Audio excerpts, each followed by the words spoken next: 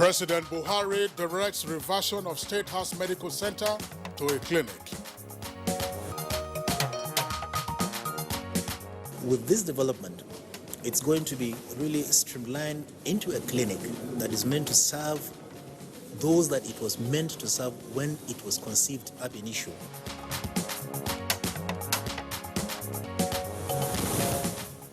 Senate advocates inclusion of diabetes treatment in basic health care provision. Diabetes is very, very, very critical, and if it's not already in the basic health care provision fund, we have to include it.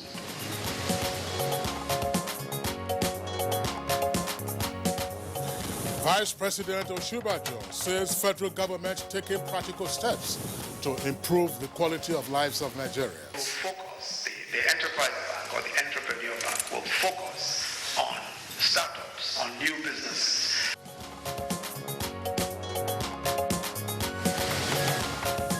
And on Good Morning Nigeria this Tuesday, we shall continue our conversation on budget template and priority spending of the 3 tiers of government.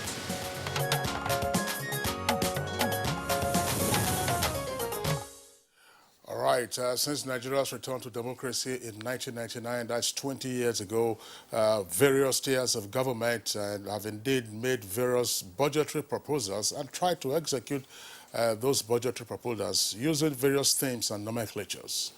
Indeed, Kinsley, there has been budget of hope, budget of inclusive growth, budget of change, budget of consolidation, and so on. Right. But Kinsley, have these budgets really lived up to their names? Well, Kirian, I mean, the answer is right there. It's obvious to all of us, and indeed many economic experts do argue that the humongous monies that have been budgeted by governments at all levels over the years have not translated to a corresponding development in the country. This then brings to question how public resources are allocated and utilized, what is behind the budget template of governments at the federal, state, and local government levels, and how do such budgets relate and respond to the yearnings of the masses. Now, the reason for such concerns are obviously not far-fetched, as existing infrastructure in critical sectors such as education, health, power, and agriculture are still a far cry from what is expected in the 21st century. And that's exactly why we want to continue our conversation or interrogation of budgeting templates and priority spending of the various tiers of government by expanding the conversation and issues thrown up in the first part of the topic yesterday. Of course, Kirian, we shall be asking, what are the drain pipes in our budgeting system? And how do we plug these leakages? What are also the causative factors of poor implementation of budgets in all tiers of government, and to what extent do the various subnational governments, that's to say the state and local governments, have their budget complementing the federal budget? Are we funding development or we are funding bureaucracies? Now, funding is the key word here, and the complementing national budgets is yet another, because that's the only way we can uniformly, develop the country. Now, we have assembled a number of experts to provide the answers. Thanks for joining us on Good Morning Nigeria today. My name is Kirian Umayo.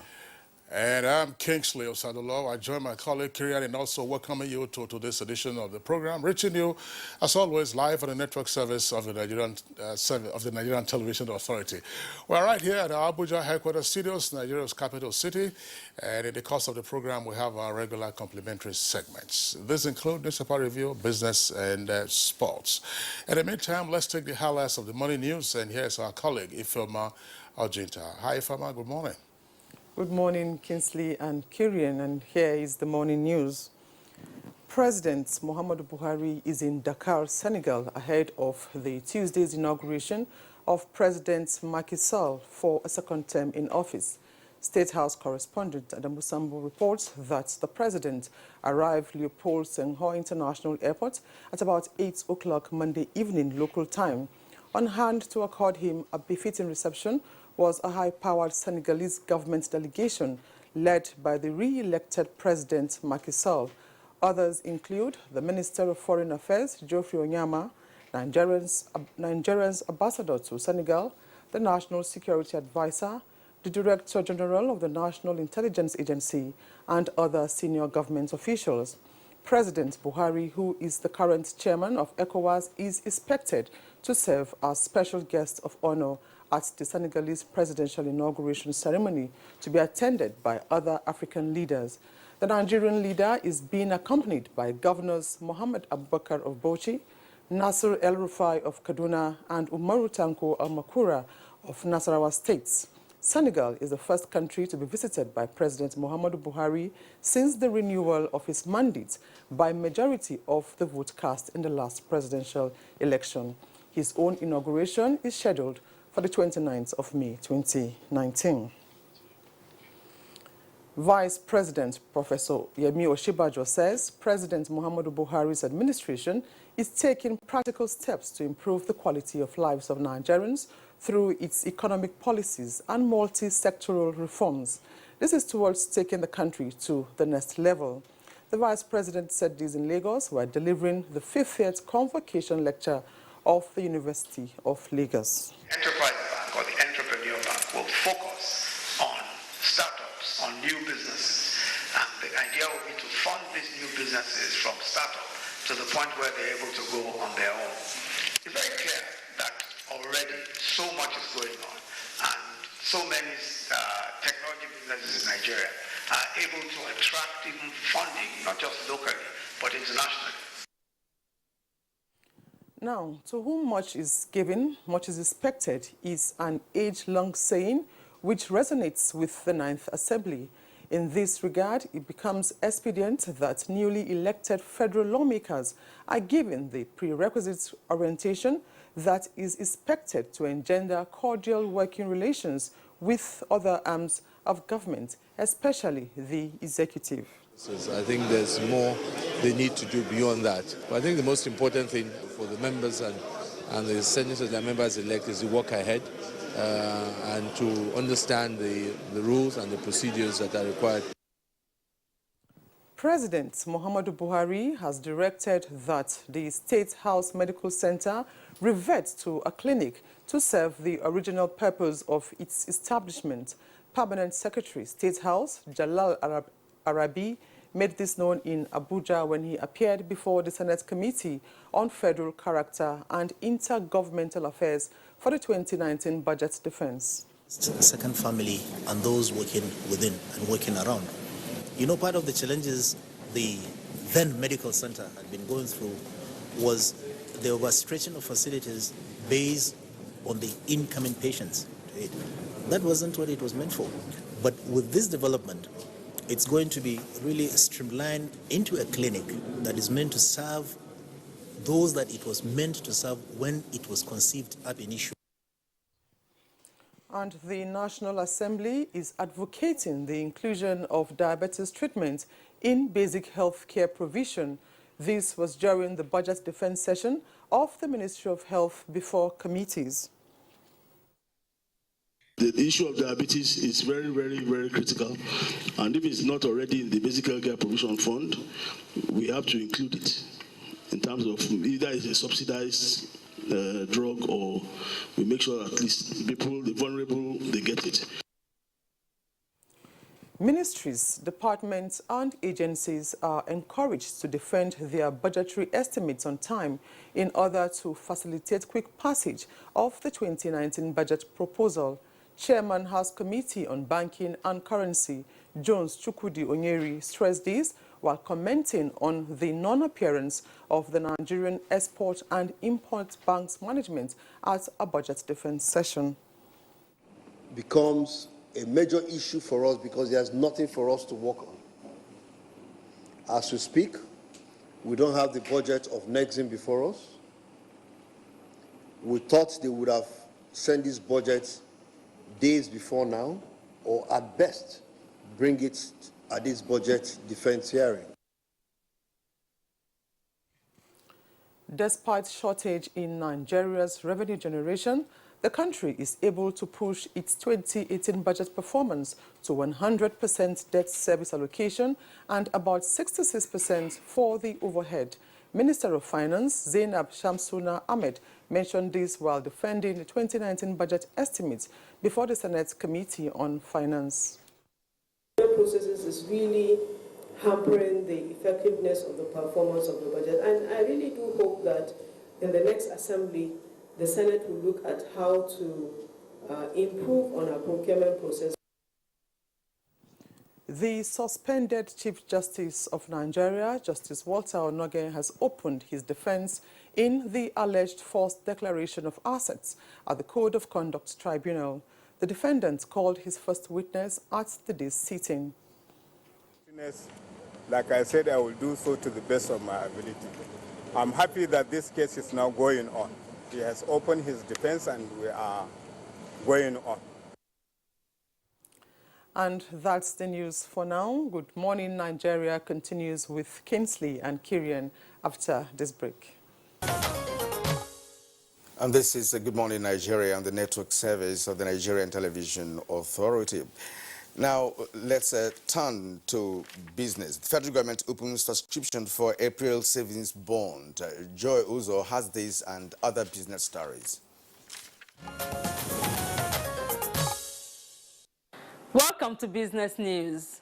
The federal government of Nigeria, through the Debt Management Office, has offered for subscription savings bond for the month of April.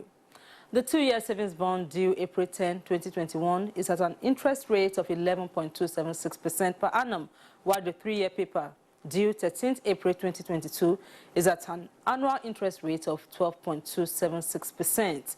Both offerings opened Monday. And significant success was recorded in the information technology ICT industry as foreign and local investors staked about 38 billion naira on Nigerian startups in the second and third quarter of 2018, of which 75% of the fund went into Nigerian fintech. This was disclosed at a roundtable in Lagos by the Director General of the Nigerian Information Technology Development Agency, NITDA, Dr. Issa Pantami. He called on stakeholders to defend indigenous products and services so as to save the country from capital flight and create jobs for unemployed youths. Meanwhile, a Nigerian entrepreneur, Jamil Usman, wants tax administrators in the country to redefine their mode of operations and impose heavier taxes on industrialists and companies with multiple property. He said this would ensure fairness to every class of the society. And cars, after one car, yours and your wife, then from 3 upward, you are going to pay tax if it is 2%. Finally, trading on the floor of the Nigerian Stock Exchange closed on a negative note to begin the week and the month of April.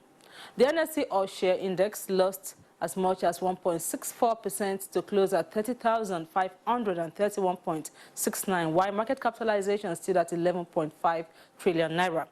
1.724 billion shares exchanged hands by investors in 3,251 deals valued at 3.678 billion naira.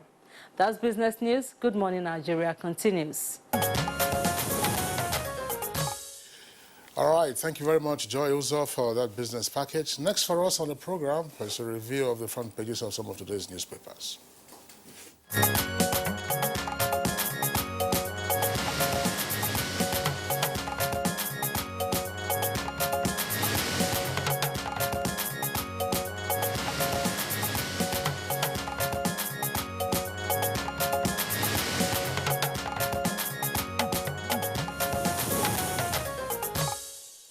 And let's welcome Bayo Atoyabi, our newspaper reviewer, for analysis of today.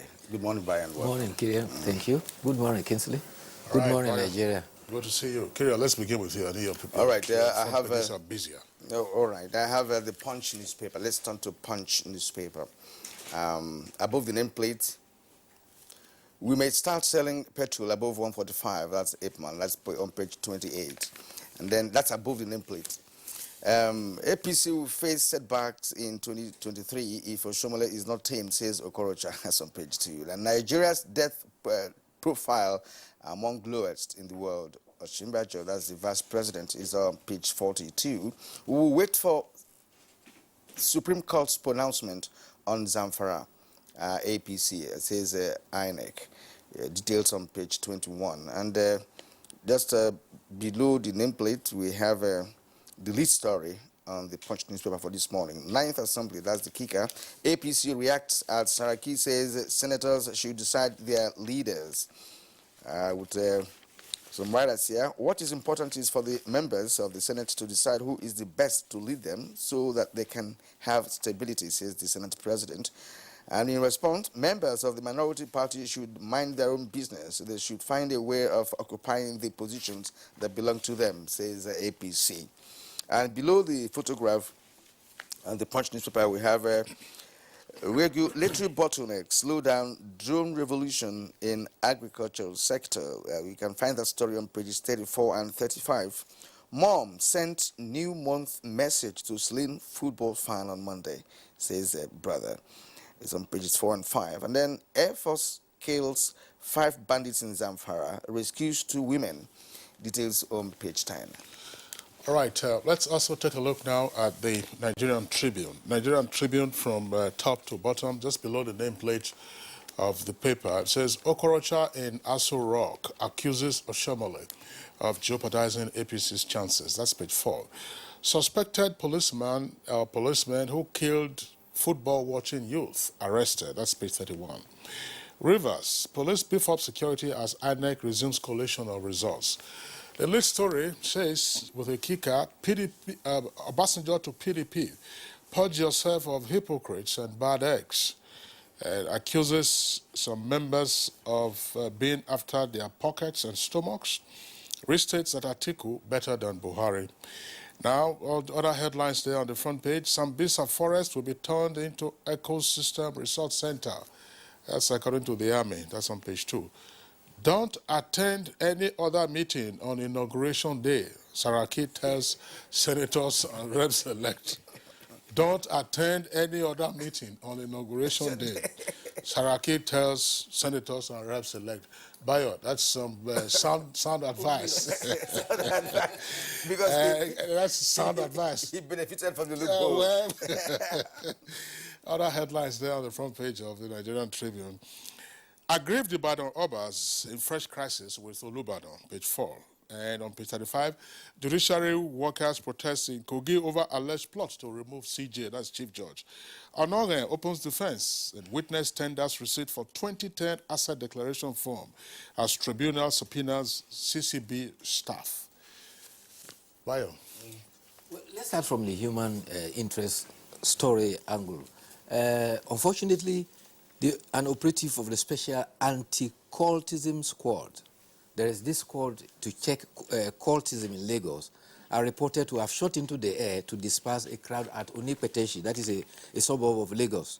The SAC operatives had actually arrested a man in dreadlocks, but residents protested that he cannot be arrested. One of the SAC operatives shot into the air to scare away the crowd. In the process, Kolade Johnson, who was at the area to watch a Liverpool versus Tottenham match, got hit and he died. And ultimately, the mother had actually sent a message to him because it was on the eve of this April month, on 31st of March. And in that message, the mother had said to him, may this new month be a blessing to you. And one of the noteworthy remarks in the message, which has turned very providential, was that may you have favor and divine upliftment, and may you never suffer out of danger for untimely death. Sadly, the bullet that hit him. Yes, and he didn't get the message. It was his brother who had the telephone, who saw the message after he got the information that the boy has been shot. But the Lagos State Police Command says that the team involved in the incident are in custody. Commissioner of Police Zubairu Ma'azu has said that they will face internal disciplinary action and possible prosecution if they have found to be complicit in that death. Could this be accidental discharge or misdirected bullets or something? Because, you know, he's watching football match somewhere. He was not at the scene of the incident. He had gone to the area to watch a football match. So he was within the vicinity of the incident. operative had apprehended a man who was in dreadlocks. They wanted to arrest him, maybe questioning, they were suspicious of him. But the people in the area came around to say, no, you can't arrest him. And in the middle, you know, it will attract a crowd. Everybody will come and want to watch. Right. And the operatives started shooting into the air. And somehow, one of the discharged bullets got to hit him. Two issues there, in my opinion. One has to do with what ballisticians will refer to as finger discipline. Why is it that our law enforcement agents are quick, to pull the trigger? Don't they even account for the bullets that they use? Precisely. Even those, who were trying to resist the arrest of that individual, were they armed? Were the lives of the SARS operatives in danger at that material time? It's SACS, Special Anti-Cultism. Yes, anti-cultism. Yeah, whatever their name is. I mean, I'm just saying, were they armed? What was the level of threat that required them to be firing into the air? Exactly. That's one point. Second point has to do with profiling. Because a man is in dreadlocks means that it necessarily belongs to a secret court. I mean, there are some of the reports that I've read that said that, look, the guy is an artist. He participates, in all kinds of things, yes, which is why the people gather to say, why are you picking up this guy? Because they know him. They know him and know his activities. And at some point, if you recall, when people were saying no to SARS, because there were indiscriminate arrests of persons who were presumed to be Yahoo boys. If you were a young man and you were good-looking, and so on and so forth. And you have a computer. They say, oh, no, you must be a Yahoo boy. That's profiling. All right. Continue, Bayo. Well, the other story of interest also relates to the situation of power. Federal government says that it plans to decentralize power sector, and the initiative is to encourage the private investors to generate power. This was part of the moves that is intended to address the poor power situation in the country. This was revealed by the Vice President, who was speaking at the 50th convocation lecture of the University of Lagos. And he said power generation had increased from 4,000 to 8,100. However, the challenge has been that it has been difficult for them to transmit. He said there is also a challenge with the metering access program, which has now been put in place to resolve the challenges of metering for all those who consume electricity. The government has, in the last 18 months, taken on transmission challenges by completing transmission projects through TCN and NDPHC. The whole process is to ensure that the power that is available can be conveyed to consumers. But he said specifically that the Vice President said specifically that over 2,000 megawatts of power is not taken by discos due to poor tariff collection. Therefore, there has been an initiative to ensure that the challenges for metering is taken on and meters are provided for electricity consumption. The Vice President is also an alumnus of University of Lagos. As they often say, there are only two universities, the University of Lagos and the others. Some villagers in Nsukka, Samaru, and Ife. What I've always heard is there are two universities, UNN and the rest. How come you say I'm not an alumnus of... What is UNN? What is UNN? No, yes, spell it out. University of Nigeria. That's right. That's number one. Before any other... since we're on this, I should be careful. How I say. You belong to the two camps. There was Professor Ikenna Nzimiro, a Marxist sociologist at UNN before he moved over later to University of Port Harcourt. He used to brag to students then, while he was at UNN, that if you wrote a letter to him from outside the country, all you needed to write was Professor Ikenna Nzimiro, University of Nigeria, Nsukka. Whether you put Nsukka there or not, it's immaterial. That post it from anywhere you went, and it will get to Nsukka village. All right, now don't forget, Nsukka is one of the places that give birth to Nnamdi Azikiwe. Yes. All right, now let's return to the newspaper review now. Daily Trust newspaper. Below the nameplate, we read that Obasanjo to the PDP, purge yourselves of hypocrites. And then besides that, we have State House Clinic to serve only Buhari or Obasanjo's family staff. Well, I don't know. Well, you get that story, details on page 3, because that's not what we heard earlier this morning.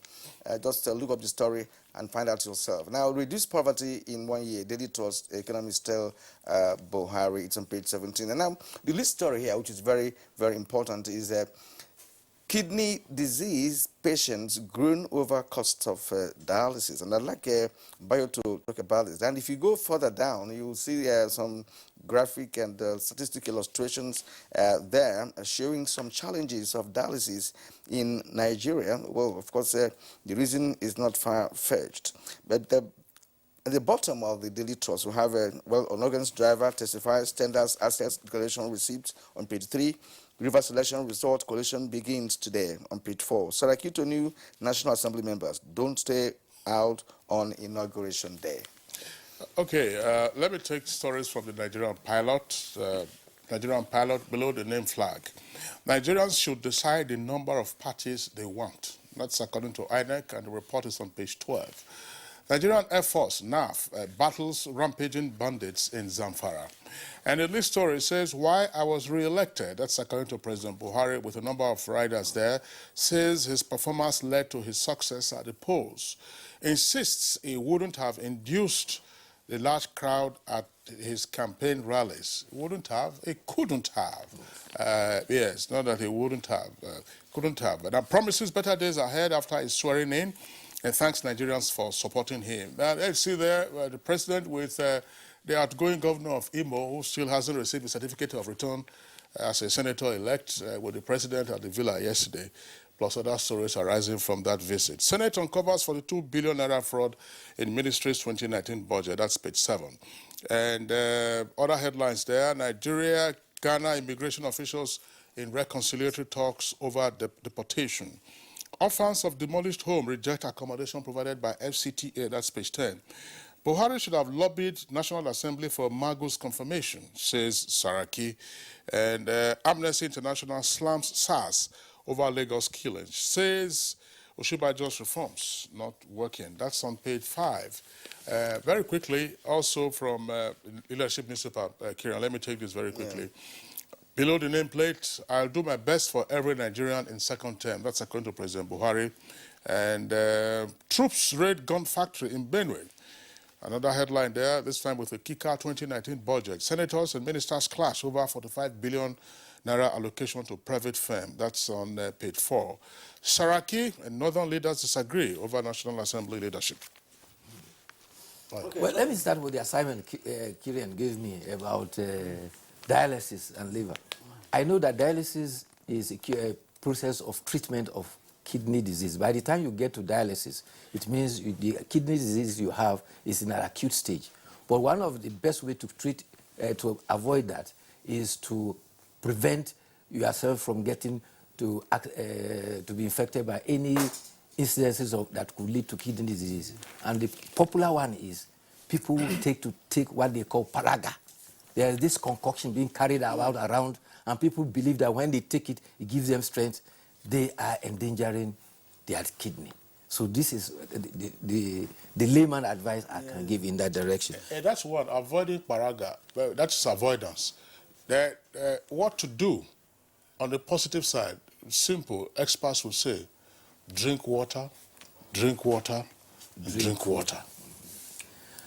The chief of army staff. Are you sure you drink enough water? The way you are looking astonished. Because you are talking as if water has become a medication. But I know it's good to drink water. It's good to drink water. No doubt about that. Best medicine for now. But I can assure you that some of the people who are suffering kidney disease, some of them are also good water drinkers. There's no statistics that show that. What water does, according to the experts, is to help reduce the incidence of kidney stones, which is, in the presence of kidney stones, could lead to, kidney affliction, and so on and so forth. The chief of army staff has identified 14 forest game reserves in the country that have become sanctuaries for kidnappers, bandits, and terrorists. Lieutenant General Tukur Burutai identified 3 in Zamfara, 3 in Borno, including Sambisa, 2 each in Niger and Bauchi State and Kano, while there's 1 each in Yobe and Katsina. And he says that he was talking to a seminar of combating security challenges associated with forests and protected areas. He lamented that rather than being protected areas for animals and plants and sites for tourists, they have now become sanctuaries for criminals, kidnappers, bandits, insurgents, and terrorists. The chief of army staff said that exercise Harbin Kunama has now been put in place, and the army is deploying personnel and logistics to ensure that they are deployed to those and they are going to flush out all these criminals from identified forests. Talking about Governor Rochas Okorocha of Imo State, Governor Rochas Okorocha says the election results declared for Imo governorship flouted Section 179 of the Constitution.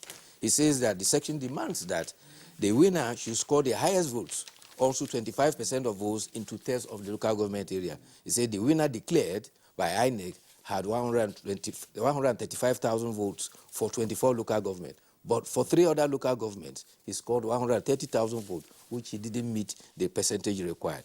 On the issue of the leadership of the National Assembly, he says the Southeast must be taken into consideration. The nation will not be balanced if Southeast is not carried along in the affairs of the nation. The governor who came to invite President Muhammad Buhari to commission projects in Imo State that he is waiting patiently for INEC to release his certificate of result. Said, I have not contravened any section of the Constitution and I have not done anything wrong. INEC withdrew certificate of return for some candidates who were allegedly to have induced declaration of result under duress. Okay, you know, that Roger's issue is a different matter altogether. You know, it has to be sorted out politically. And now let's go to the Daily Sun. Very briefly, Daily Sun. Just beside the nameplate of Daily Sun, which says Nigeria's problem, implementation of ideas, says Oshimbajo, that's the vice president. Nigeria's problem, implementation of ideas. And that will be it for Daily Sun. Of course, the lead story is on CCT, or Oregon opens defense, alleges interference to call CCB director as witness. Now let's go to the editorial for this morning, taken from the New Telegraph newspaper on page 15 to be precise. And it's on football. Amuneke's feat boost for Nigerian coaches. Nigerian coaches have recorded amazing feats at club and national team levels on the continent and beyond. And a few of them who traveled abroad performed well to boost the image of the country in football. Before Bayo comes in, we recall that Kasimayo Laloko was in charge of Gambian team, Christian Chukwu sometime in Kenya. Stephen Keshi handled the national teams of Togo and Mali. And then the former skipper qualified Togo for the 2006 World Cup, but the crisis in the team led to his sacking. He also took Mali to the Nations Cup. But let's bring in Bayo here for further analysis of the Nigerian coaches making waves, you know, on the African continent. Well, the kernel of the editorial is that the Nigerian Football Federation, and particularly the Association of Coaches, should create the enabling environment for coaches so that they can thrive, particularly so that they can also take their trade outside of Nigeria and flourish elsewhere. And it's predicated on the recent success of Amunike, who is the coach of the Tanzania team. And he has succeeded in qualifying Tanzania to be the African football AFCON Championship for 2019. After 39 years, and that is a wonderful feat. But like you pointed out earlier on, he's not the first Nigerian coach to have made successes outside the country. You mentioned Keshi, Sia and others, Kashima Aloko, Christian Chukwu. But the fact remains that even here domestically, we have a challenge that our players, our football administrators don't have confidence in our Nigerian coaches. Yeah. And what is the rationale? Many of them eventually have been professional footballers, but it's not all coaching in football does not just require just having the experience of having played football. You're required to go to periodic coaching courses to update your knowledge in the sport, because the sport is very, very dynamic. And that is one of the challenges. The other one is that whenever you have an indigenous coach, the challenges we have as a nation, that of ethnic groups, becomes a challenge for the coach. in selecting players, and consequently, every Nigerian tend to feel that when you have a foreign coach, then he's neutral and he gets to select the best players. But eventually, the foreigner has no idea. He depends on one or two persons of trust who eventually leads him. And there are many a time when a Nigerian coach will qualify Nigeria for a very important, international engagement, and of course he will be dropped, and the foreign coach will give him, the nod. We have had that So, and in fact, Kingsley must come in here because you are a football commentator. What he said is very, very apt. What Bayo is saying is absolutely correct. The only thing to just add is that when we have local coaches, they will never pay him on time. They don't pay him on time, and they pay him very poorly compared to the foreign coaches. If you pay them half of what you pay a foreign coach. And some of them are still being owed up to today. Yes. There was an advocacy at some point, and it worked. To say, look, at some point, we should be proud to have Nigerian crew on the Nigerian bench or in the Nigerian on the Nigerian side. And at the time had come for us to do away with these Johnny May coaches who were coming from Europe. You'll find them in different parts of the continent. They're just circulating around. And one of the best examples on the African continent had to do with Egypt. Hassan Shehata. And you saw what he did with the Egyptian team, winning, a couple of nations, on a number of occasions. I think, look at what happened to Siasia. Look at what happened to Stephen Keshi. These are guys, who recorded success. Christian Chukwu. Many of them. No Nigerian coach that ventured into the nation's football team that didn't suffer one thing. Absolutely. I think that maybe at some point we have to revert to that because these are just foreign exchange leakages. And in the end, some of them, we had some foreign coaches before who would do nothing else but just stay here for a few days and then go and be resting. Go and be resting. Bayo. And even on the world stage, if you take the census of nations that have won the World Cup, most often they are not. They are coached by the coaches from their city. Exactly, because patriotism is also part of football. No doubt about that. Yeah, it's cultural. Yes. Bayo.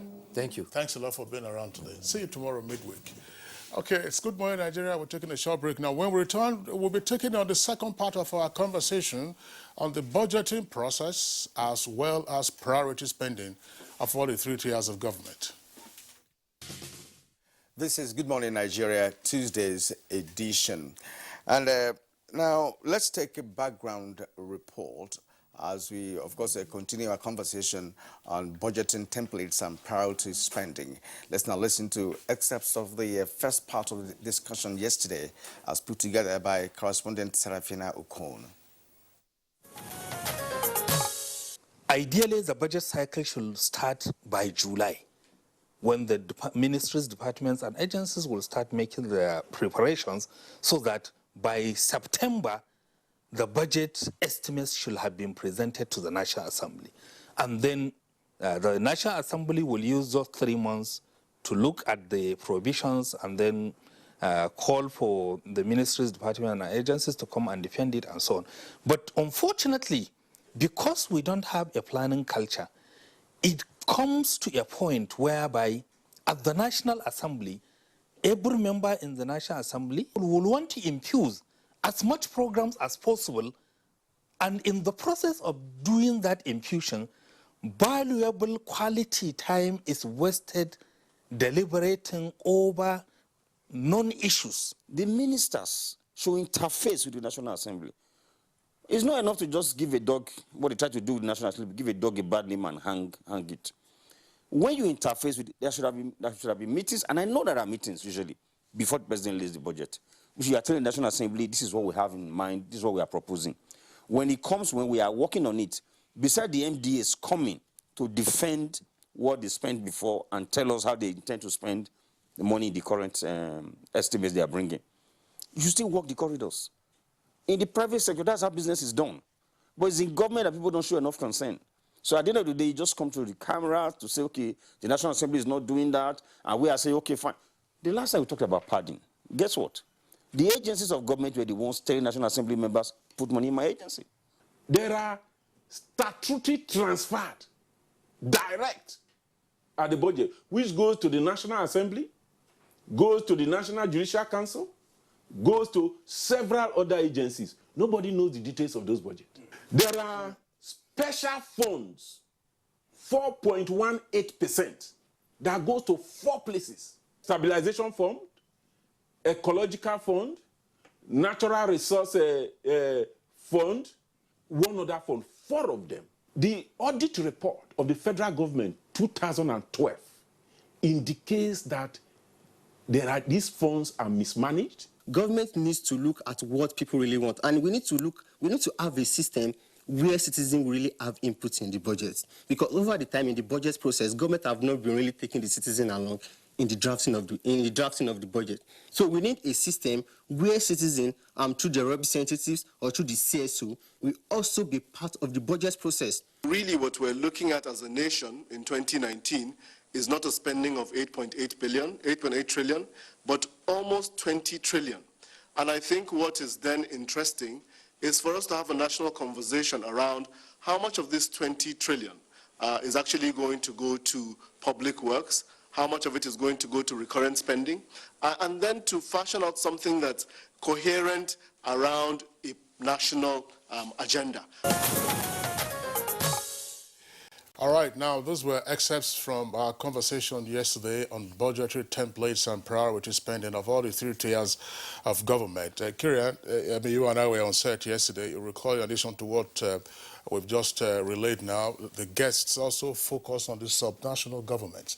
And one of the last clip there came from the Commissioner for Budget and Planning in Kaduna State, where he was talking about the need to focus more on the aggregate sum of the budget for the 3 tiers of government, that if you were to add that to 8.8 trillion by the federal government, you'll be looking at almost 20 trillion.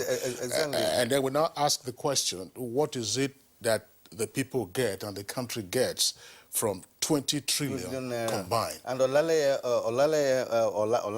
of the budget, did also emphasize the fact that we have not had a local government budget in the past 20 years.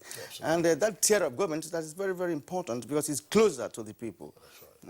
All right, so we are continuing our focus today on those aspects of the conversation, but drilling more into the subnational governments, that's to say state governments as well as local governments, and what needs to be done to tidy up things. We have guests with us in the studios here as well as at our Lagos Network Center. Let's welcome Dr. Aminu Usman. He's Associate Professor of Economics at Kaduna State University. Dr. Usman, pleasure to have you with us on the program. Thank you and good morning. Okay. Also here with us in the studios, we have Ezenwa Nwago, of course.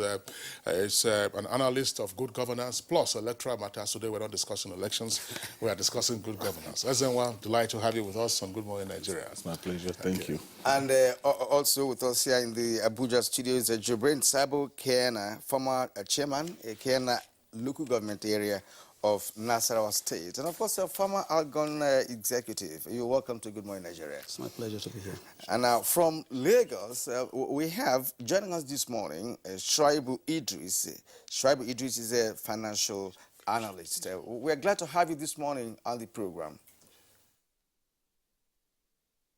Good morning, Kyria, and good morning, Nigerians, and thank you for having me. All right, Shuaibu, once again, pleasure to have you with us, gentlemen. Well, let's begin on, we know what the background issues are, budgetary process. Yesterday, Kyria, and again, you recall, our guests dwelt so much on the process, but while we've been talking about the process today, our principal concern we have to do with priority budgeting or priority spending and why the knock-on effect isn't quite manifest. Since we are focusing on the subnational governments, perhaps we may wish to begin on a somewhat provocative note by bringing in Jibrin Kiana, who is a regular guest on Good Morning Nigeria, former chairman of Kiana local government in Nasarawa State and a former executive of Algon. Part of the general concern is that we have 774 local governments as part of the administrative structure of the country. But that if we were to aggregate the spend by these 774 local governments, the result you get is that we are too poorer for it and our country remains underdeveloped. Just what is wrong with the budgetary process and priority spending by local governments? Well,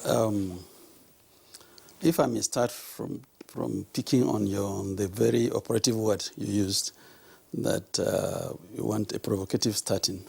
I would pick on that by saying that the reason why you cannot identify the input of the majority of the country, the local government structure of governance, is because there is no local government system in the country. Because the essence of government and budgeting is the aggregate planning over a period of time of the expected income and programs targeted to be accomplished at a particular time. So it means that it goes back to say that there must be a local government system that is existing, functioning, and operating as it were by the laws of the land for it to be able to put in place a budget. For whatever we recognize there as local government system in this country, it does not exist to the extent of having the opportunity to contemplate putting in place budget and budgeting. So it is an irony that we just believe that we have a third tier of government. I keep repeating this all the time. If I may have to give a benefit of the hindsight, when I was in the office, I tried to put my budget in place.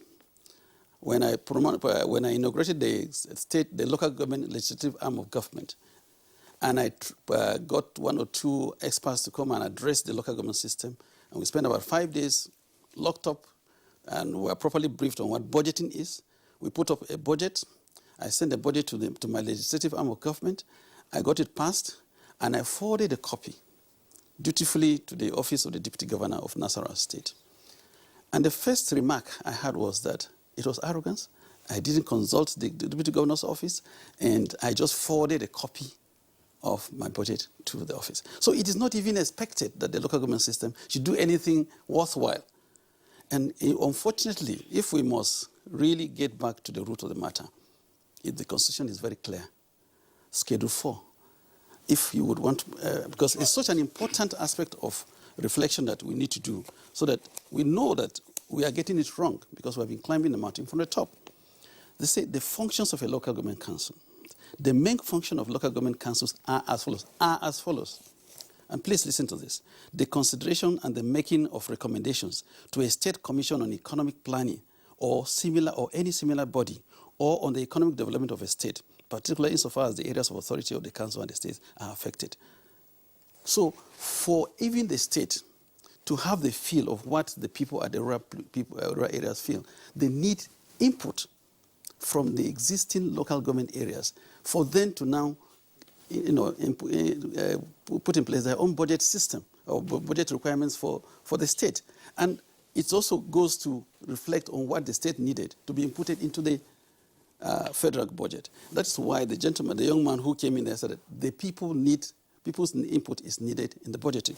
So in the local government system, because the system has completely been defaced and given all sorts of bad names, you have no training, you have no human capital who have forgotten that they have the responsibility to develop. You don't have statistical department, you don't have any department that is scheduled to carry out this function of budgeting. What is usually done is a routine. There is allocation for A, B, C, D, and because 90% of expenditure in the local government system is recurrent. My first 6 months in office, when we aggregated what was expended, we had 96% recurrent expenditure outlay. It was only in the second year that we reduced that to 60% because we started trying to put a budget in place. So if Nigeria must get it right, to be able to account for where our 20 trillion naira goes, is for us to look back how to give the local government system a life so that people can have their input as to what their needs are. And by that, it's only true that the system can begin to beef up requirements for the state and the state to the federal government. And it's only on that note that anybody, anywhere, can begin to monitor what the individual areas have already asked for and whether the federal government or state government are responding to it or what the local government have budgeted and whether they are following up on that. Because the local government system functions only at the beck and call of the state government. And it has decayed since 1999 to date. It has worsened because of the misjudgment, pardon me, Supreme Court judges, of the case that was brought, mischievously, with due respect, by the state government then to give interpretations to the various sections of the constitutions as to who is in charge of a local government. It was not who is in charge of bringing development to people. It was who is in charge of the local government, so as to have access to the funding of the funds that are accruable to the local government areas. And since that judgment pronounced that the entirety of local government system does not exist until it only exists to the extent of the laws and administrative schedules of any state. So we do not exist. It will exist in the Constitution, but the interpretation that the judgment has given has made the local government system non-existent in this country. And so the priority has always come back to say, let the priority of this administration, this next 4 years, is to give the autonomy, full autonomy to the local government system, and let the rot of the community be handled by the community themselves. As a starting point. Hearing from former local government chairman is an indication that all is not well with that tier of government, especially since 1999, because good governance is a function of equitable distribution of scarce resources. And we are talking about budgeting here, which is, of course, about resources and how they are allocated and utilized. But I'd like to come to Ezenwa at this point. Now, what do you make of the explanation from the former chairman of a local government who has experienced this over time and is able to inform Nigerians that, look, as far as that tier of government is concerned, nothing is working with respect to budgeting. But we also understand the fact that governors of states actually do budgeting based on their own projections as to what they will also provide for the council areas under their domain. So how do you analyze this? Well, thank you, Kirian. I just would have just kept quiet. I think he just closed the conversation on. But we need to just retrace to, first and foremost, what is this leadership recruitment process for the local governments? What kind of process throw up leaders in the local government? We do know that the chief executives of states have ambushed the process of bringing leaders to the local. So across the country, subnational elections are not of interest to many of us. The kind of interest that elections elicits for House of Representatives, we don't show that level of interest. That is the basis. So what do we get? We get dominant political parties in states giving themselves 99%. And writing, in many cases, I've observed elections in a particular state where elections finished and the state resident electoral commissioner for the independent electoral commission just announced the results and said, if you want the details, please go to the... And that was the end. No protest, no contestation, nothing. So the quality of leadership recruitment process for subnational governments is where the challenge is. Now, when you talk about budget for states, Kirian, all you need to do is, how many states can you, as a citizen, get their budgets online right now? Just say, I want to see the budget of Eze State, and you see the details. These are the opaqueness in running those subnational governments, both in the state, is also a challenge for oversight. When the budget is being laid at the national, all of us are interested. NTA x-rays it, we bring everybody here, we talk about it. We will not be interested in. So our attitude really to subnational governance is where the challenge is, first and foremost. The elections that are conducted in those places do not elicit, not even our citizens' attention, not donor. The resources that is thrown into national elections, if you put half of that in subnational governments, we will have better leadership. We will have people who can say, look, like the former chairman said, he wants to do a budget, he sends it to the deputy governor's office, and he's challenged. There are even governors who will tell you straight, openly, and say, look, so you want to contest election, why you are doing what you're doing is that you want to usurp my power. That's the bigger challenge of where we are. And I think that until we begin to pay much more attention to what happens at that subnational level, we will, like he said, be building, always building from the top. And we're interested in that. Even for us at the national level, once you discuss budget, the budget estimates has been laid, our attention ceases from there. We no longer follow. We are not interested. We don't even know what eventually is being spent, because my friend from budget talked about oversight. Citizen oversight is very, very important for what you are talking about, following those priority spending. And I can give you an example. You could have money budgeted for hospital, building new hospital. The chaps who have responsibility to do that will renovate the hospital. Renovation is not building, and so it is citizen oversight that is able to say, look, what is in this budget is not renovation. It is to build a standard hospital for who? For my benefit and your benefit. So we are not interested. We don't follow the letters. We're excited. Oh, this, and you hear people tell you, oh, when the budget is released, and you ask him, what is in this budget that you're expecting that when it's released that we don't follow. All right, Ezenwa Wangu, thank you very much. Dr. Aminu Usman, of course, the Associate Professor of Economics. What we are dealing with here is something that we all experience. We hear of these numbers at the national level. We have the numbers at the state level with all kinds of christening, all kinds of names. Budget of hope. Nobody says budget of disaster or budget of underdevelopment. Certainly, yeah. And to a lesser extent, local governments. As Kiana has indicated, a local government system is virtually in abeyance. But here we are.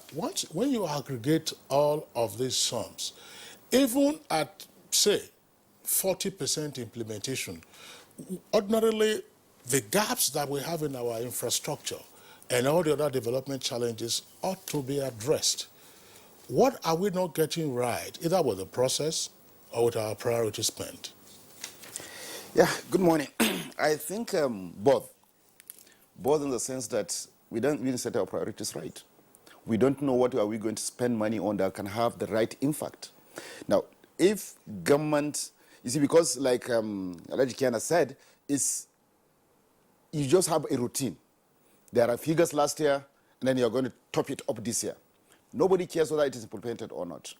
And government psych, or the people in government, their psych is big elephant projects or big projects. Now, if you pay a Julius Berger, for instance, just for instance, 100 billion, the government would like to announce that to show that they're actually implementing the budget. But the input in the activities of a large corporate like that substantially comes from abroad. Now, what will make impact on the economy? What will make every Nigerian to feel the impact of that release is if federal government, if government pays probably about 20, 30 local contractors, those who buy their cement, all their input within, those who contract some of their functions, or some of their contracts to local small contractors, those who will employ local bricklayers, local carpenters, so that the trickle-down effect can actually be felt. But I think in this scenario, what I'm getting happy about is that at least there's no consciousness that what we have been discussing before, we are strictly federal government budget.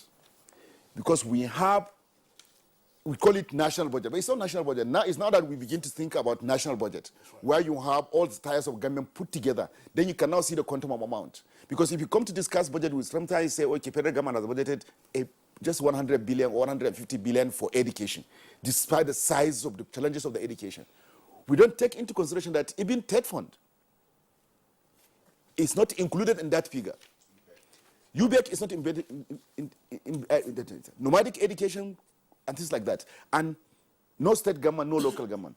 Now, but it's very pathetic, like the former chair said, that local government doesn't exist. And every analyst kept emphasizing that development in this country, impact of government spending can never be felt from the federal. It has to be felt from the local government. Development can only come from the grassroots up. But from Abuja here, development cannot be actually promoted. So we don't even have priority. And I believe this country will only begin to experience some level of development by the time we begin to go back to where we came from, start having regular development plan, so that the entire focus of the economy, focus of the nation entirely, will be in one document where all the government, the federal government, the subnational government will key into. Annually, you just take that document, pick this year's budget or projects or whatever, programs, then you now punch the figures. Make some adjustments based on current realities. Then everybody is keyed in. In this country, we have poor intergovernmental relations, if you like. There's actually no connect. What we have is the ritual of monthly federal National Economic Council, where governors come there only to emphasize on sharing, excess fruit. Governors will meet in a day before to ensure that how they can apply pressure to get extra money from Paris Club, from excess crude sales. But not actually how would they use that forum to promote coordinated development of the country. So sincerely, there's no system. And I think until we begin to spend money where it will create the necessary impact, for it will continue to ravage. And our contracting system is also a key issue. Probably we are the most expensive country in terms of implementing projects, simply because there are some interests in some of the projects. What you can deliver in another country, probably in 1 billion, probably in Nigeria, you find that you deliver the same thing for 2-3 billion. So there's also the problem of the contract system.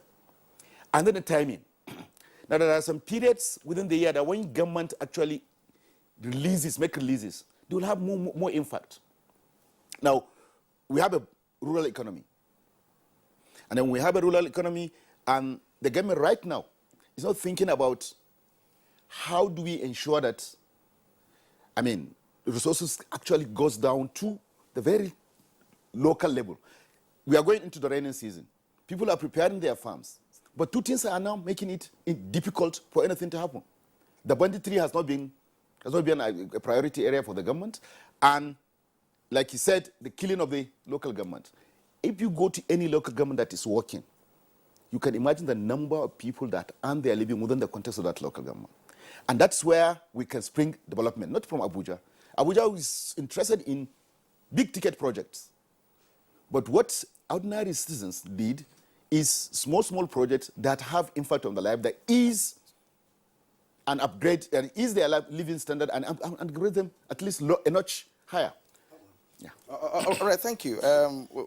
Going back to where we came from, I hope you don't mean for us to go back to the parliamentary system, where, of course, we have... I'm referring to actually going back to development planning. Okay. We have a focus, something that guides us. We started with India. India is probably about their 14th development plan now. We truncated our own at the 5th development plan. And look at where we are. All right, thank you indeed. We will return to you in the course of the conversation. But now let's go to Dr. Aminu Usman, Associate Professor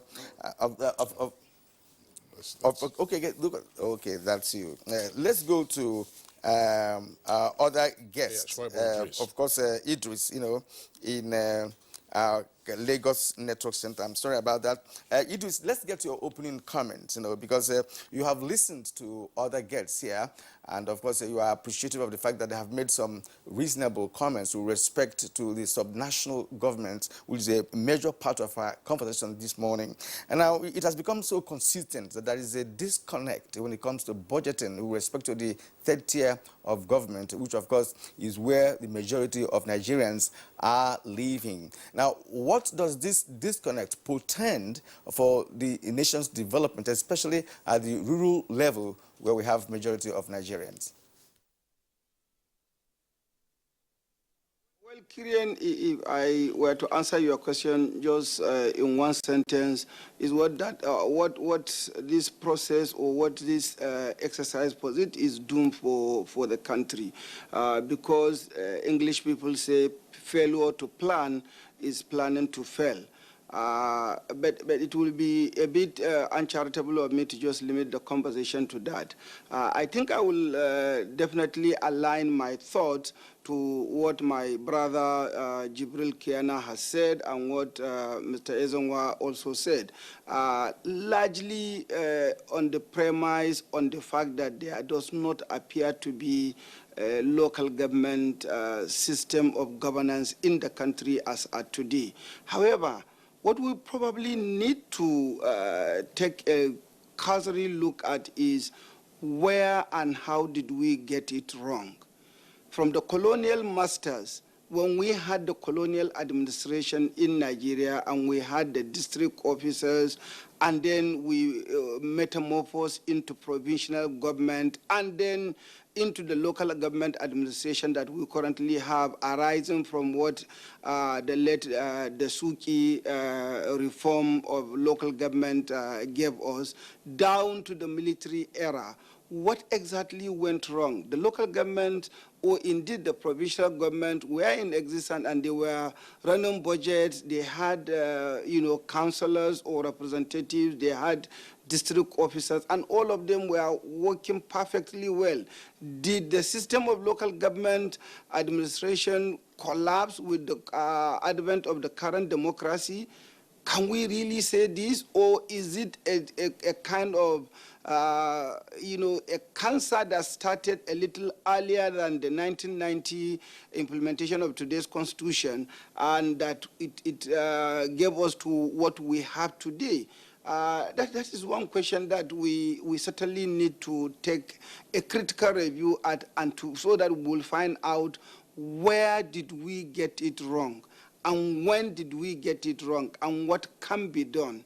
I think also I will align my thoughts to the issue of the process of electing, officials to run the local government. However, we shouldn't limit it to the process of getting local government leaders, but also the process of, throwing up leaders in this country. Does governors, or are governors supposed to run independent of, say, the state judiciary? Are they supposed to run independent of the state houses of assembly? What are those houses of assembly members doing in terms of their effort to checkmate, if you like, the impunity of governors? I think also we need to be a little careful here, because what has been happening is, other than the 2 or 3 key positions in the country, Nigerians tend to not to bother about who is in the State House of Assembly, who is a councillor, who is the chairman of a local government. Seldom do we even care about who is our senator or who is our member of the House of Representatives. Unless otherwise, we take more than a passive interest in who our leaders are. And these leaders must be looked at from the lowest of the low, which is the councillor, down to the presidency. I think we will certainly be getting things wrong. And I also like to align my thought to Ezanwa's position on citizens' oversight. Yes, we are talking about priority spending. We're talking about even budget implementation per se, or in its entirety. As long as we do not know even what has been budgeted, what is the receipt by each local government, and how are those receipts or revenues expended, how do we even have the oversight? And I think we go back to, again, the fundamental issue. If Nigerians are made to pay taxes and they are paying the taxes, people will naturally take interest in how are those monies spent. This country probably got it wrong when we discovered oil, and then revenues were no longer coming from taxation, we're just coming from royalties, or you just scratch ground, you get oil, you sell the oil. So why do I bother how those spendings are done? So there has to be some holistic approach to trying to unravel what are these issues, because they are multifaceted, they are multidimensional, and they are a bit complex. And just looking at the issues within the purview of priority spendings or how the budget process takes place, I think we will not be able to do justice to the topic. And last but not the least, Dr. Aminu's position as regards to development planning, I think no one needs to say even much more than that. This country have had it so excellently well done in the earlier part of our history when we were doing development planning, and as soon as the military came into power, the fifth development plan was, implemented, and it ended, and there was no any development planning until I think sometime during the era of late Sani Abacha that wanted to do 2020 Vision 2020. Today, I can say that we are gradually coming back to development planning process, because today we have the Vision 2020 plan. Even then, the plan appears to be just on paper and in the shelf of ministries and departments and agencies, because hardly do you hear annual budget benchmarking the implementation of the Vision 2020. And this Vision 2020, if you remember, we had what was called SEED, which is State Economic Empowerment Development Plan, the LEAD, which was for the local government, and the NEED, which was for the state. And these were all done with a view to emphasizing priority areas of spending for the development of the national economy. And all these, where are they today? They probably have gathered so much dust that no one even wants to touch them. Shuaibu Idris, speaking from our Lagos Network Center, thank you very much there for the points that you have raised. Just as well, now, Abacha's attempt was at Vision 2010. And then the revisionists started saying, look, Vision 2010 isn't a perfect vision. You need Vision 2020. So the government now also came up with Vision 2020. And then, Kieran, the leads and seeds and needs was under the Obasanjo administration. Yes. I think Soludo then was the chief economic advisor to the president. But these are very useful points that you have raised.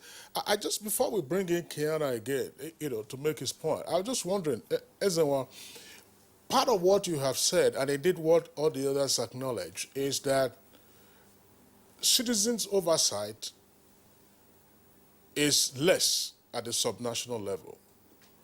Why is this so? Is it that the, shall we say, civil society pressure has less interest in the subnational governments? I'm asking this question against the background of what we all know. Some state governments pass their budgets in less than 1 week. They got 24 hours. The governor table sit perfunctorily, and then the lawmakers, if they are not fighting, they don't do and then they endorse it immediately. And they endorse it. And then it goes on and on. Inherent in that, you have items relating to borrowing.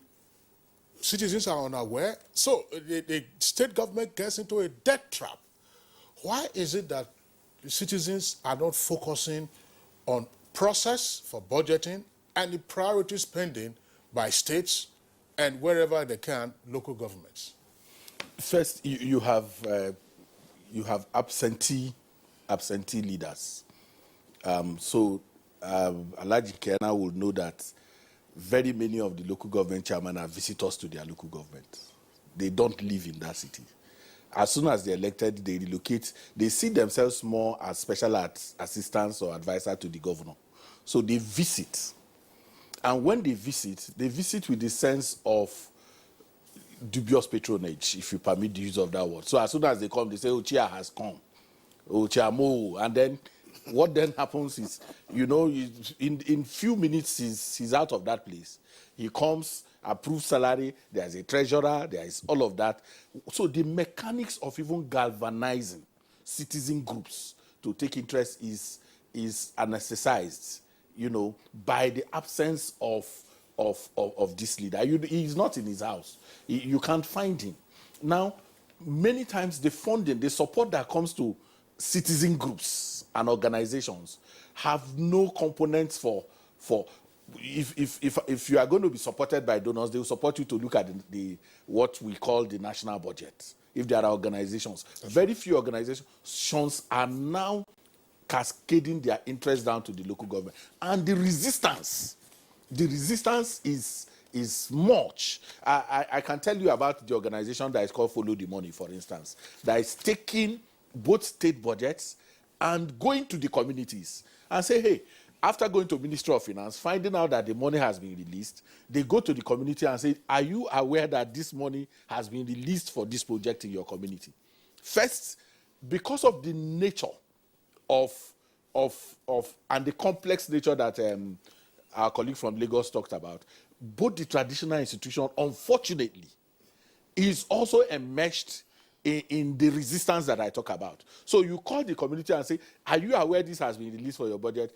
You get a call and say, oh, these are my political opponents working. Sometimes the police is even involved to disperse a town hall that is meant to address. So these are real issues in terms of organizing the local subnational areas for development. But beyond all of that is to begin to say, for instance, is there a way we can have the economy of those places? The economy of Britain is developed by British people. The economy of American people is developed by the Americans. Until we have the economy, if you go to Zamfara now, there's Arabian gum in Zamfara that is exported, but nobody is interested in that. Nobody cares about those things. Everywhere in our communities, the economy of those places can by themselves galvanize those areas, but there is nobody driving, because the man does not see himself as an agent of development. He sees himself more as an agent of patronage and all of that. So he goes to the governor. The governor says, okay, of course the money is with the governor anyway. So he decides what he gives him, and then he says, look, this is what you have to do, this is what you have to do. And if he likes it, does it. There are no... Now, you talked about the state assembly. Let's be clear. When I talked about the leadership recruitment process in the states, it comes to a point where the governors of the states buy forms. They go to the secretariat of the party and buy all the forms for their political party and give.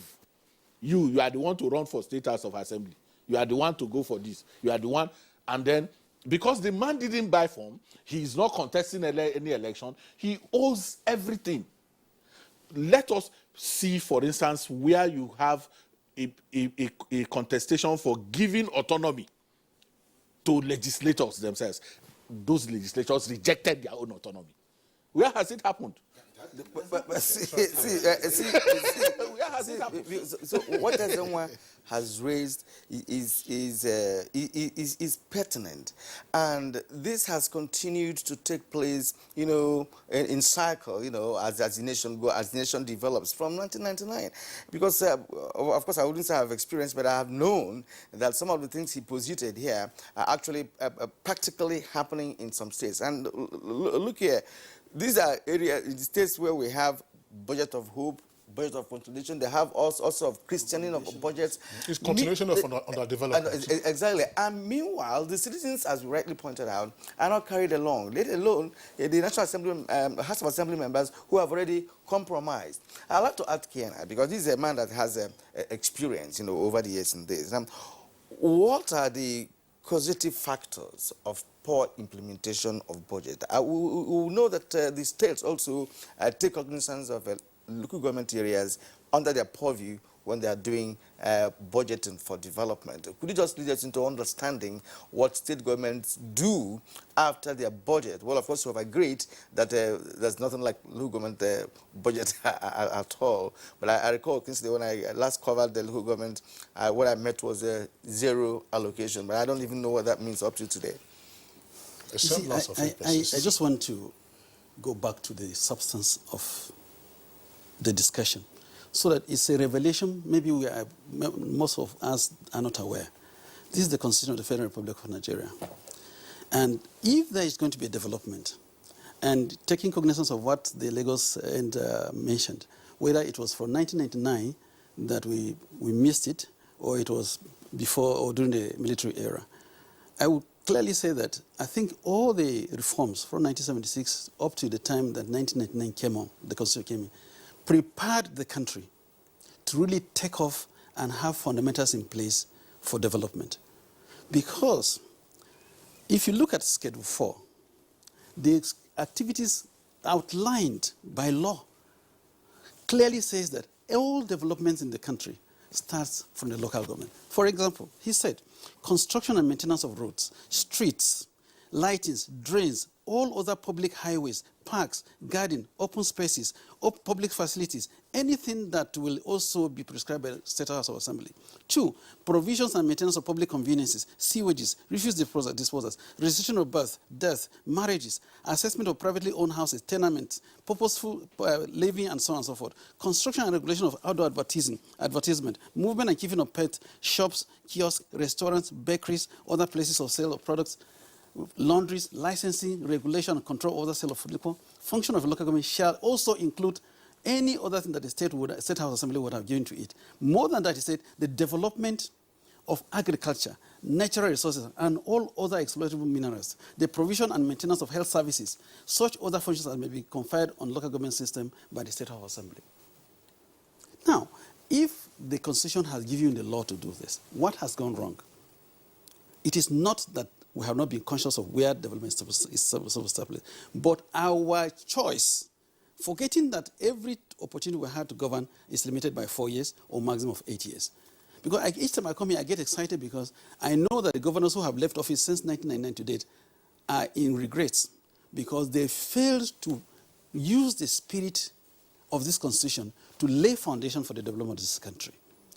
There is no way you will say today that the interpretation given here, clearly stated, is subsumed into the provision of Section 7, which says the governance at local government level is hereby guaranteed by the Constitution. And then Section 7 says, and laws made by the State House Assembly. It is to complement the existence of local government system in the manner that the state cannot exist without proper functioning of the local government system. So that is where we got it wrong, because we saw the opportunity to govern as opportunity for enrichment or for power and authority, and forgetting that we are limited by the same Constitution to be a maximum of 4 years. There is no way, like the gentleman said, a local government chairman, for instance, I said it started collapsing fully from our time, because we tried, with due respect and all humility, to ensure that we were local government chairmen to live in our local government system and practice what we thought the law gave us opportunity to do. And we were not allowed to come back.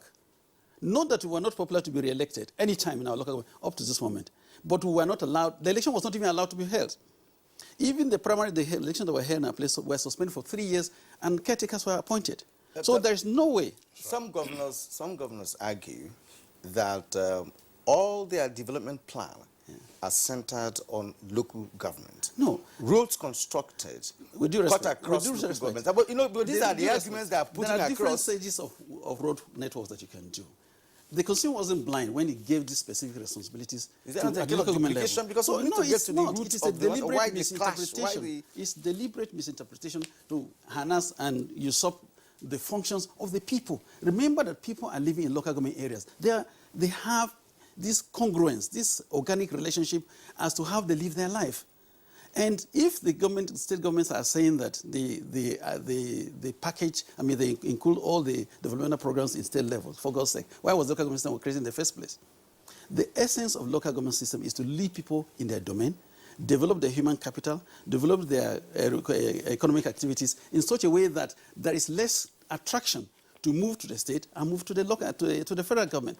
But today we have usurped the functions of this system in a manner that, like you said, everybody is compromised because nobody goes there on merit. When we were elected on non-party basis. But today, just like you said, the governors determine the number of funds to be printed and who should come in as a councillor, a local chairman, and so on and so forth. So we got it wrong from when our predecessors and those on seats today think that once they become governors, they will not leave that seat again and therefore start misapplying the laws as it is, misinterpreting the laws as it is today.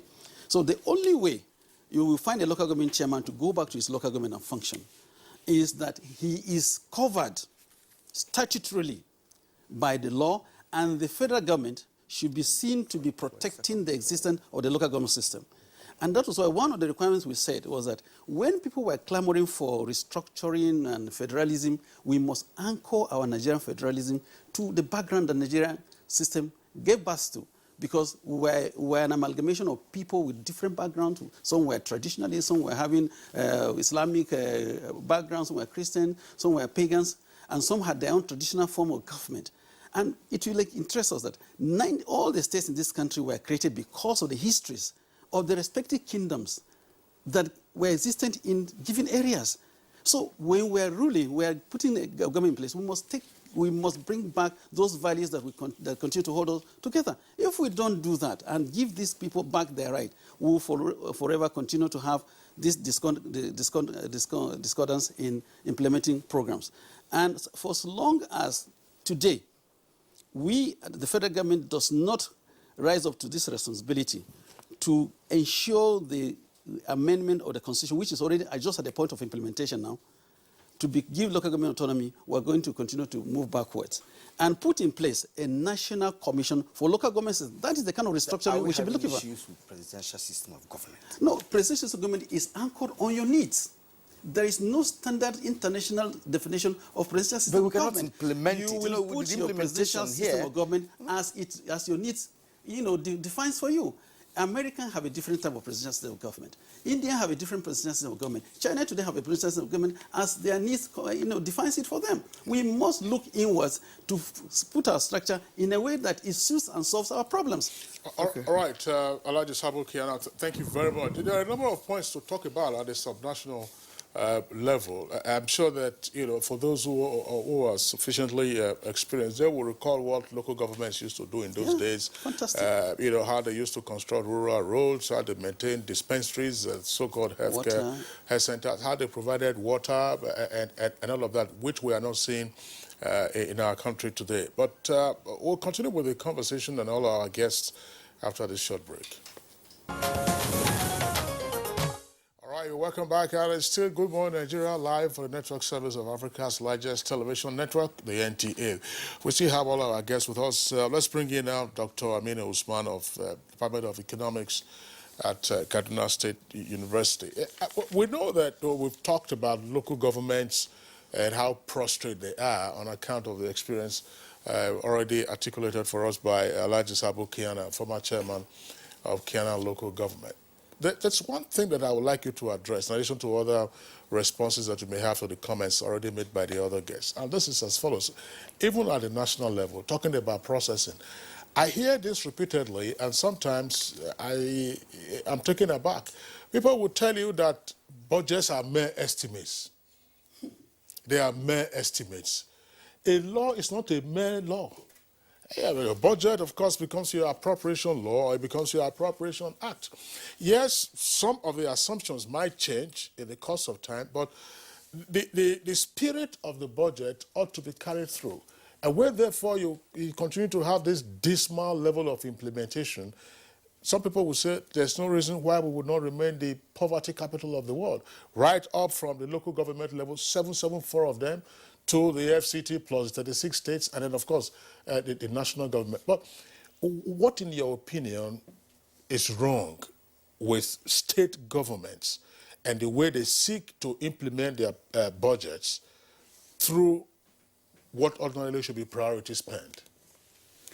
Well, I think we have to look at it that generally, even the federal government have been custom budgets that are sufficiently, all the capital expenditure is to be funded through loan, which we have seen in the last 3-4 years, the gradual build-up of huge debt that probably our own production capacity will not be able to pay.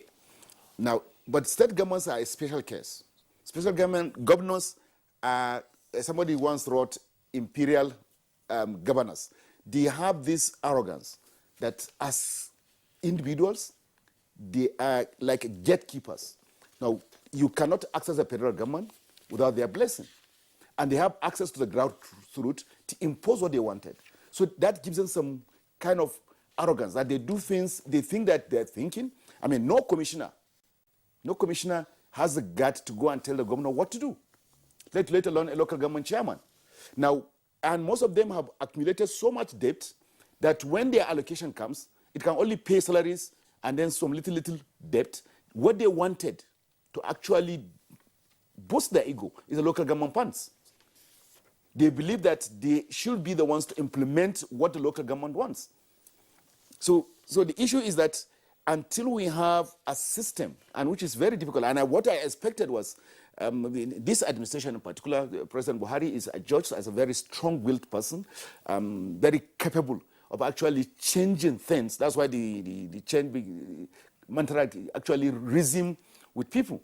Now, is that he can be able to push through reforms of state-local government relationship seriously. But state government seems to overpower him. Collectively, even if you take anything that has to do with reforming local government, it has to go to state assembly for, and then there's no state assembly in this country. As far as I'm concerned, that layer of government should be dispelled with, because these are people that don't even have a voice. I mean, I had a speaker saying, calling the governor my boss, a speaker of state house of assembly, calling the governor his boss. So how do you expect that one to actually derive any change? No, he only rubber stamp what the governor wanted, and nobody in the assembly will stand up and challenge what the government is doing. It will be set on suspension. It will be set on suspension. So perhaps we need to actually shift focus from the state and local government and then put pressure on the Mr. President that he has the capacity. Let him use the assumed strong political will that he has to actually pose certain changes. Otherwise, we will never see the kind of development we're expecting, because state governments are all about patronage. Whoever comes, look, have you ever seen a senator that challenges a governor and come back to the Senate? Not even talk about local government chairman or anybody. I once had a governor saying that, look, to remove your commissioner is, to remove my cap from my head is more difficult than removing a commissioner. So what do you expect anybody? Everybody is subservient. You either do exactly as is wanted or not. In fact, we are now reaching a stage, but I think one good thing that I've noticed as far as this recent election is concerned is that some people have decided, some states have started becoming sophisticated enough to tell some of the governors that we are tied up your rubbish. Because I've seen about 5 sitting governors that has been defeated. That's something that we need to actually continue to hammer and expect that other states will also be as sophisticated, so that a person comes, did not meet up to expectation, the people will remove him, regardless of the part of that. At the first election, they elected APC. At the second election, they voted him out. Something like that. So that tells you that gradually people are becoming interested in what is happening to their state. But it's going to take some time before it becomes permeative. All right, it will take some time before that permeates. Thank you for your analysis. But this time around, let's return to Shoaibu Idris in Lagos, who is a financial analyst. Well, you have actually listened to some of the guests on the issue of the subnational governments with respect to budgeting activities and process. Now, I'd like you to come in here with a view to letting us understand how the budgeting behaviorals of governors in the states of Nigeria can be checkmated, because presently it does appear that local government has gradually been phased out, in terms of being given the status that it really requires according to the constitution read out to us here by Kiana. Now, what is, in your own view, should Nigeria be doing at this point? Because budgeting is about life, it's about sustaining development of a country, and ours is a developing nation that requires a well-structured budget that can lead to even development of this country. What's your take? Thank you very much, Kiriam. But before I answer your question, I'd like to comment on maybe 1 or 2 issues that were discussed before you came to me. Number 1, I think we need to tread on the path of caution. Local governments still exist, they still function, and they have been paying salaries and maintaining primary school teachers and the schools in virtually all the 774 local governments that we have in the country. There are still some dispensaries, hospitals, primary health care centers, as they are called today in most part of the country. They are being maintained and sustained by the local government. Again, the local governments are also shouldering responsibility of traditional institution, payment of salaries of district heads and other traditional institutions. Not worry about it, they can do better and there is room for improvement. Second issue, Kingsley did mention the fact that are budget mere estimate? Are they just figures just for fancy?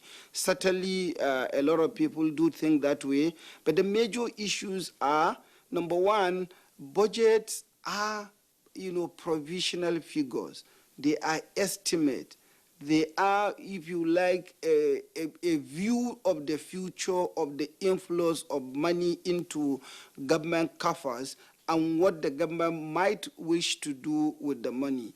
So therefore, to the extent that these are future provisions, and if the monies don't come, the figures remain mere estimate. If you like, even guesstimate, guesswork plus estimation gives you guesstimate. So therefore, budgets are there. They are supposed to be implemented to the letter only if the revenues as targeted are met. If the revenues are not met, then obviously you have issues as regards the implementation of the budget. Third comment is on priority spending. In a situation where we are running a presidential system of government that is so expensive, and times with that number, analysts and researchers have commented that this system of government is too expensive for us. We probably need to take a cursory look at this presidential system of government and see, should we continue to even have it? This is not part of this discussion, but then it has formed part of this discussion because recurrent expenditure that involves the running of presidential government takes close to about 75 to 80% of our income.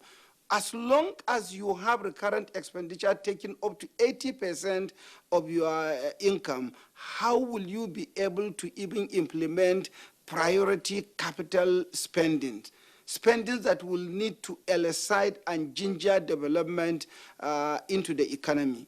I mean, it's near impossible to do that as long as we are running this system of government that tends to be a little bit lopsided.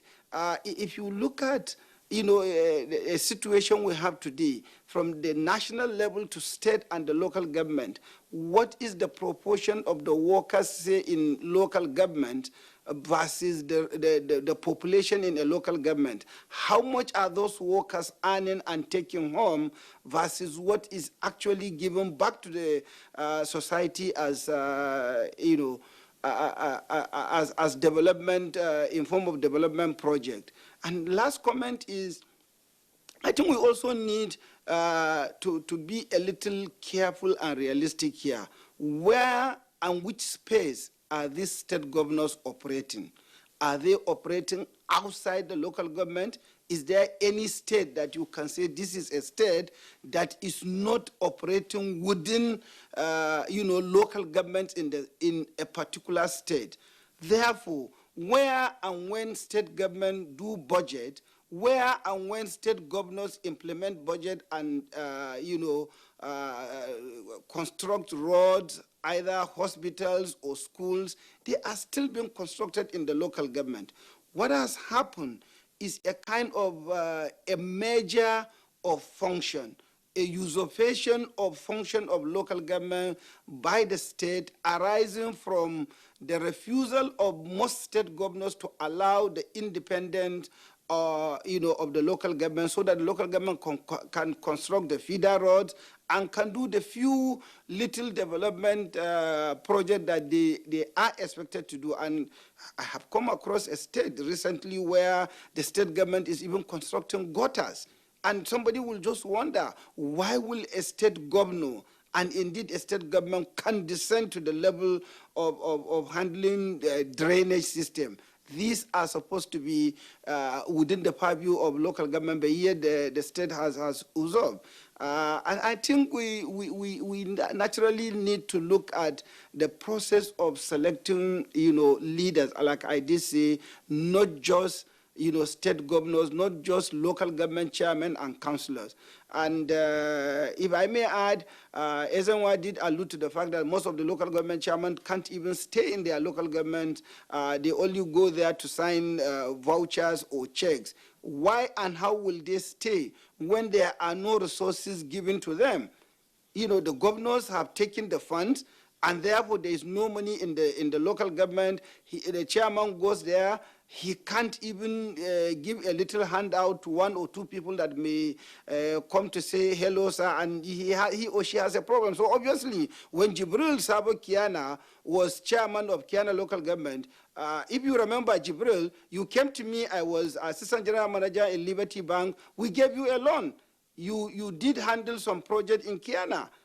I remember those days that you were chairman and you were coming and you were running the system. So today, where and how will any chairman go to a local government and stay when there are no funds?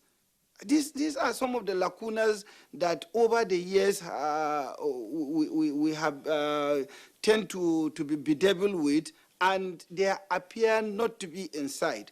Last but not the least, Professor Aminu's position that President Buhari should work towards strengthening the local government. The unfortunate thing is we have a challenge.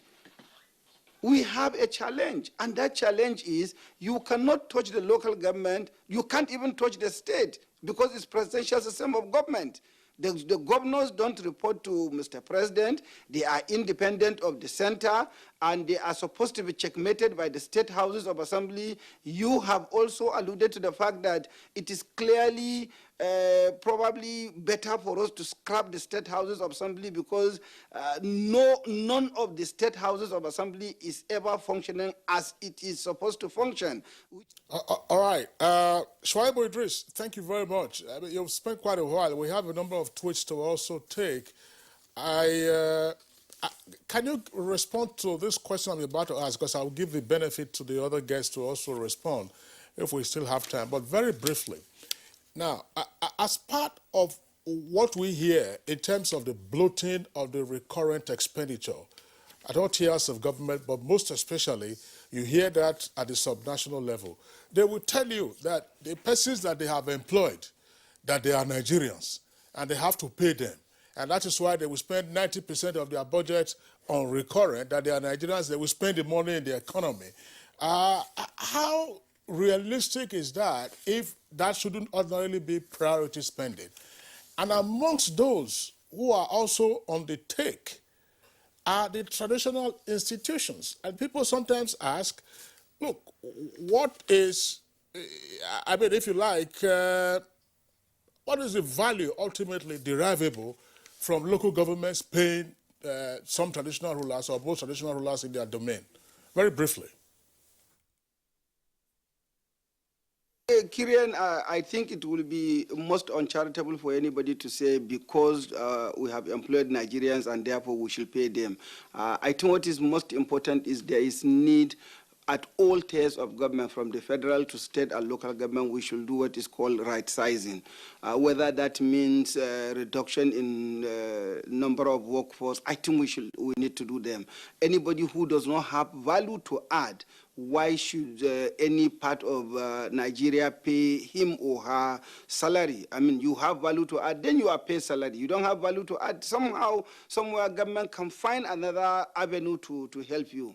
As regards the traditional institution, I think this debate has been going on for quite some time. I think in my limited understanding of the traditional institution, they still have some value to add, and therefore we could do with a little bit of some of them, but we may be able to streamline and also reduce the quantum of, say, the district heads that we may have, and the Meanguas and some of them that we probably need not to pay them salary. And last but not the least, we could also use these traditional institutions for registration of birth and death, and then payment of a token fee for those forms. And that way, you can generate income to be able to sustain them. So, Kingsley, in some states where we have autonomous communities, you seem to have more chiefs or more igwes, than ever before. So it's on the increase. And in some states, the state governments are buying cars for them. In fact, pay them directly. Local government is entirely out of it. Well, that's fine. But that's part of what we are saying now. Nationwide, should that be priority spend? Yesterday, if you recall on this program when we had our guests, there was one example we cited.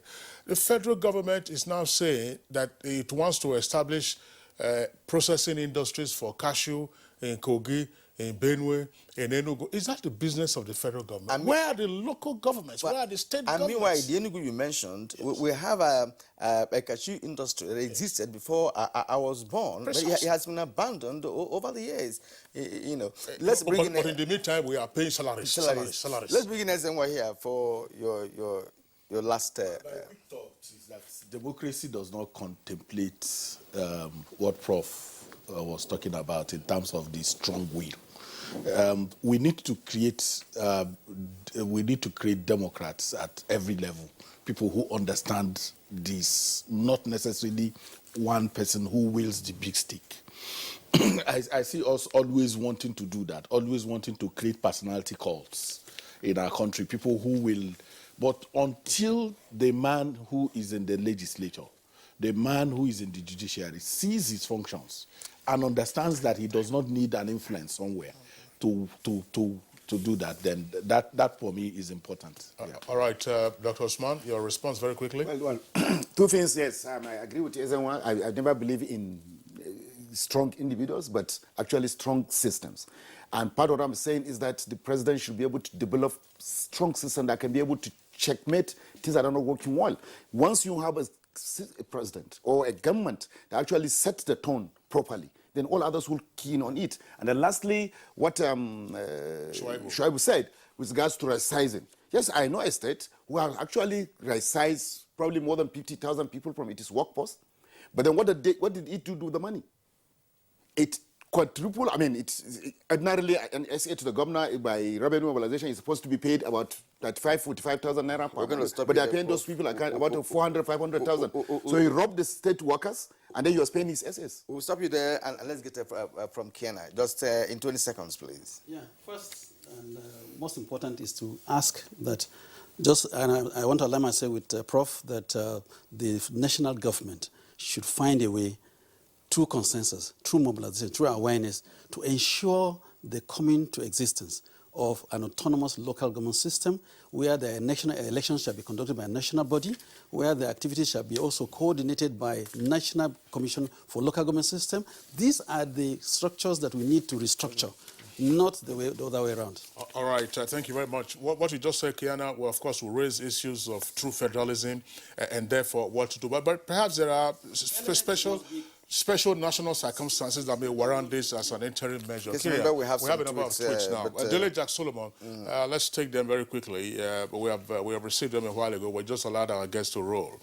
Dele Jack Solomon, truth be told, there's not much difference between the central and state governments in terms of their budget template and priority spending, because both levels of government prioritize recurrent expenditures over capital. Salihu Babai, apart from the budget of federal government, most state governments are presented and passed within a month because the governors have pocketed the state assemblies. Now, Law Alpha say, borrowing to fund the budget may boomerang, but focusing to raise funds internally will go a long way in helping to revive the economy.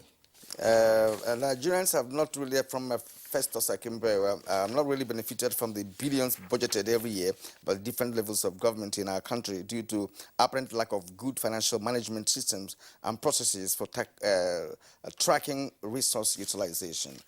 Ahmed Ibrahim Idris. Now, budget is the backbone of the country, and without budgeting, there would be no economic standardization. But the problem that persists is proper implementation. Now, Ahmed Idris, budget is the... When you don't read that now from Sakiru, Nigeria has been having a perfect budget planning and a perfect presentation, but insincerity of purpose and selfish interest are the disadvantages of the budget implementation system. And then, of course, you have others from Comrade Ungala, Daniel Dugule, This is from Daniel Dugule. Let me just take this one very quickly. It says, from 1999, local governments in my state, it doesn't state the state, have been run as governor's personal enterprise, where they nominate their loyalists and who are paid salaries, whatever amount that governor provides. Now, 2007, he writes, was the first time that we had a project chairman, but he was removed because of that. Okay. At this point, gentlemen, we'd like to thank you for your contributions. Dr. Aminu Usman, Associate Professor of Economics at Kaduna State University, thank you so much for your contribution. And as of course, a regular face here on Good Morning Nigeria, it's been a pleasure having you this morning. Jibril Sabo Kena, former chairman, Kena local government area of Nasarawa State. That was when local government was working. That's what I keep saying. When we were able to borrow money from a bank, and it's a good project. That was what. That was the joy. It can't happen again now, from all indications. And I would like to also thank Shaibu Idris, a financial analyst who spoke to us all the way from Lagos. Thank you, gentlemen, for your take in this conversation. All right, and that also does it for us on Good Morning Nigeria today. We'd like to thank you for your tweets and indeed for watching. We're back tomorrow, same time, 7 o'clock in the morning. Until then, do enjoy the rest of your day. I'm Kingsley Osadolo. And I'm Kirian Umar. It's been a pleasure having you this morning on our Good Morning Show. See you again tomorrow.